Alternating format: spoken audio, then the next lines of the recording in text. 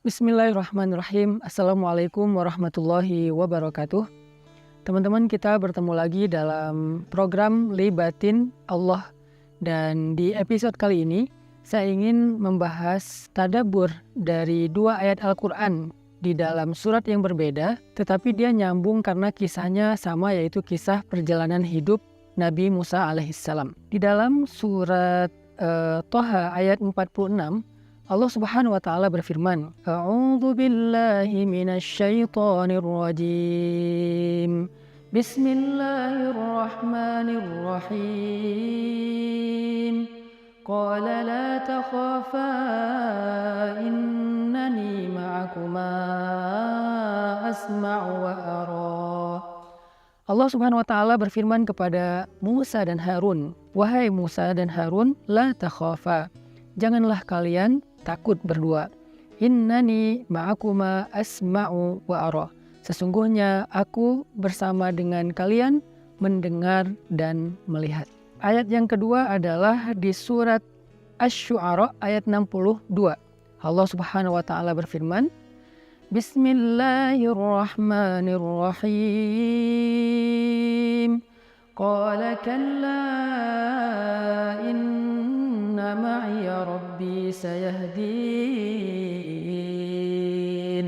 Musa berkata, sekali-kali tidak, sesungguhnya bersamaku ada Robku yang akan memberikan jalan kepadaku. Dua ayat ini tuh sebetulnya memberi kita sebuah nasihat tentang bagaimana cara kita melibatkan Allah dalam urusan hidup kita, bahkan sejak awal sampai akhir. Jadi bukan hanya melibatkan Allah di awal aja, atau melibatkan Allah di akhir ketika udah mentok. Tetapi ini gimana cara melibatkan Allah sehingga muncullah ma'iyahnya Allah, kebersamaan Allah dalam urusan kita, dalam hidup kita dari sejak awal sampai akhir. Gimana caranya? Kalau kita belajar dari tadabbur surat Thaha ayat 46, ternyata cara melibatkan Allah dalam urusan kita itu sejak awal itu adalah pastikan bahwa yang kita lakukan itu memang sesuatu yang ada hubungannya dengan Allah. Artinya kita melakukan sesuatu itu di jalan Allah, fi sabilillah. Ketika kita fi sabilillah berada di jalan Allah, baik dalam urusan karir, fi sabilillah dalam urusan hubungan, fi sabilillah dalam urusan keluarga, fi sabilillah dalam urusan belajar, fi sabilillah dalam urusan apapun dalam hidup kita, kalau kita fi sabilillah, niatnya itu karena Allah dan ada hubungannya dengan agama Allah, dengan Islam, dengan dakwah, maka Allah pasti terlibat. Karena Allah selalu terlibat kepada hamba-hambanya yang berjalan di jalannya. Kisah Nabi Musa, waktu itu Nabi Musa diutus oleh Allah, Izhab ila Fir'aun, pergilah kamu kepada Fir'aun, lalu berdakwahlah kepada Fir'aun. Sehingga ketika Nabi Musa mau bertemu dengan Fir'aun, Allah bilang, wahai Musa dan Harun, gak usah khawatir, aku bersama kalian kok. Aku akan mendengar, aku akan melihat, aku akan menyaksikan, aku akan terlibat dalam urusan kalian sejak awal. Sehingga gimana cara kita untuk men-switch niat kita supaya apa yang kita lakukan itu ada hubungannya dengan Allah.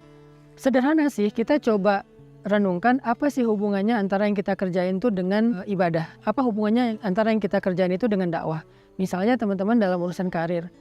Coba kuatin niat bahwa kalau saya sukses, insya Allah saya akan membantu orang lain. Kalau saya sukses, saya akan bersedekah. Kalau saya sukses, saya akan menjadi orang yang lebih bermanfaat. Kalau saya sukses, saya akan bangun masjid, pesantren, sekolah, dan bla bla bla. Itu artinya kita mengkonektingkan antara proyek dunia kita dengan proyek langit. Nah, disitulah berarti kita fisabilillah.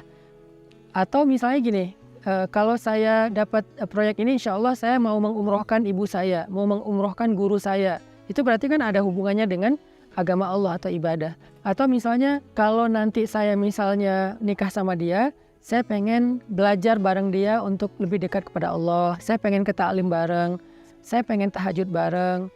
Kalau saya udah menikah, nanti saya akan lebih baik dalam menjaga diri dari dosa-dosa dan seterusnya. Ini adalah cara kita nge-switch antara apa yang sedang kita lakukan dengan Allah Subhanahu wa taala. Itu cara melibatkan Allah di awal. Makanya ketika Nabi Musa pulang kampung nih dari Madian ke Mesir, Nabi Musa itu bukan cuma niat mudik, tapi ada misinya ketika mudik. Apa misi Nabi Musa ketika mudik? Misinya adalah izhab ila Fir'aun innahu tagha, berangkat untuk bertemu Firaun dan mendakwahi Firaun supaya bisa membebaskan Bani Israel, arsil ma'iyya Bani Israel, bebaskan Bani Israel, dan mengajak Firaun untuk taubat, untuk menyembah Allah Subhanahu wa taala. Itu adalah misi Nabi Musa ketika mudik. Jadi bukan cuma pulang kampung. Artinya apa yang kita lakukan itu harus kita coba cari poin apa hubungannya dengan Allah, poin apa hubungannya dengan ibadah, poin apa hubungannya dengan dakwah. Itu harus selalu muncul dalam hidup kita. Jadilah seorang misionaris kebaikan, jadilah seorang agen kebaikan yang ada hubungannya dengan Allah Subhanahu wa taala. Maka apapun yang kita lakukan itu Allah terlibat. Apapun Allah terlibat. Kemudian ketika dalam perjalanan bagaimana melibatkan Allah sampai di akhir? Belajar dari surah Asy-Syu'ara tadi, yaitu kalla inna ma'iya rabbi sayahdin. Ketika pengikut Musa bilang, ya Musa, kita ini celaka, kita akan ketangkap sama Firaun, kita akan dibunuh sama Firaun, kita udah mentok, di depan kita laut, di belakang kita tentara. Nabi Musa bilang kepada kaumnya supaya mereka tidak berputus asa dari ma'iyah atau kebersamaan Allah. Kata Nabi Musa, kalla, enggak seperti yang kalian anggap bahwa Allah enggak terlibat, kita sendiri, kita ditinggalkan, kita bakal dibunuh, kita bakal disakiti sama tentara Firaun. Kalla, enggak kayak gitu. Inna ma'iya rabbi sayahdin. Kok bisa Nabi Musa bilang kayak gini? Sesungguhnya bersamaku ada Robku yang akan memberikan jalan.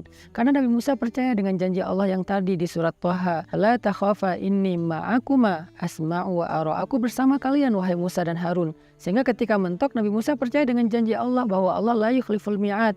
Gak pernah ingkar janji. Sehingga ketika Nabi Musa berbaik sangka kepada Allah, tetap berharap pada Allah, sementok apapun kondisi beliau, sesulit apapun kondisi beliau, maka kemudian Allah menunjukkan keajaiban, wahai Musa, pukullah tongkatmu di batu. Ketika dipukul akhirnya batu karang itu membuat laut terbelah dan Allah yahdin, memberi jalan kepada Nabi Musa dan pengikutnya, atau memberi arah kepada Nabi Musa dan pengikutnya untuk mereka menyeberang. Nah, ini adalah cara melibatkan Allah yang kedua. Jadi yang pertama adalah tetap di jalan Allah, yang kedua tetap berharap dan berprasangka baik kepada Allah walaupun udah mentok, seperti materi kita sebelumnya. Karena Allah berjanji, walladzina jahadu fina lanahdiyannahum subulana. Orang-orang yang tetap di jalan kami, berusaha untuk tetap istiqomah, pasti kami akan memberikan jalan-jalan kami. Arti jalan-jalan di sini itu banyak solusi, bukan cuma satu solusi. Sehingga teman-teman yang dirahmati Allah SWT, belajar dari kisah surat Asy-Syu'ara dan surat Thaha, kisah Nabi Musa ini, sederhana sih cara melibatkan Allah dalam urusan hidup kita. Di sini cara ngelibatinnya. Dengan apa? Dengan ikhlas dan sikoh.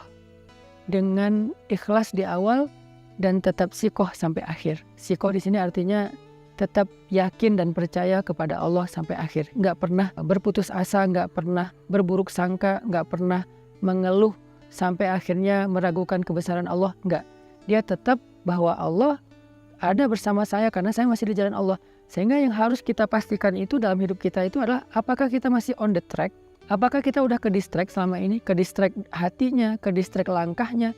Yang harus kita pastikan bahwa kita masih di sini, kita masih di jalan Allah. Sehingga apapun masalah yang kita hadapin, kalau masih di jalan Allah, ya udah santai aja, ada Allah kok yang membersamai kita dan Allah Maha Kuasa untuk membuka jalan-jalan keluar untuk kita. Nah, mudah-mudahan ini bisa menjadi materi lanjutan dari libatin Allah yang kemarin. Kalau mentok kayak gimana? Bahkan kali ini kita membahas dari sejak awal seperti apa. Belajarlah dari surat Asy-Syu'ara dan surat Thaha, kisah Nabi Musa alaihissalam. Barakallahu fikum.